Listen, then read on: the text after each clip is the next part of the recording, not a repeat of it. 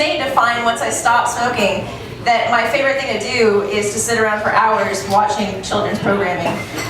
Turns out my week wasn't that good, I'm just really simple-minded. I think my favorite kids show of all time is Sesame Street. Like, I still get really, really into that shit. You guys remember a few months ago when gay rights activists petitioned PBS to just let Bert and Ernie get married already? That blew my mind because they are so clearly not a gay couple. I mean, Ernie might be gay, but Bert, have you seen his eyebrows? No gay man has an unibrow like that. They should know that. They're gay rights activists. But like, I think what threw me the most was PBS's official response was something along the lines of, Bert and Ernie might seem like humans, but they're puppets. And puppets can't get married because they don't have a sexual orientation. They actually said this to grown-ups. Do they think we're fucking stupid? I mean, we're old enough to remember the end of Muppets Take Manhattan where Miss Piggy and Kermit the Frog got married. Oscar the Grouch had a girlfriend, and let us not forget that Gonzo really, really loved to fuck chickens. I don't know if there's a word for that kind of sexuality, but that's definitely some type of sexual orientation. I mean, Katy Perry showed like, what, 2 inches of cleavage, and the Parents Television Council flipped their shit.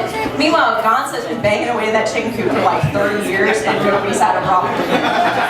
I think like the whole idea is that it's not supposed to be deviant because he's a one chicken kind of guy, and Camilla loves him back. But like all the other animals on Sesame Street walk and talk and tell stories, and she's like a kind of chicken. She can't fucking consent. That would be like if I brought my new boyfriend out and he had Down syndrome. Which I've been thinking about a lot. And I think would be kind of fucking awesome. I'm married. And I'm married British.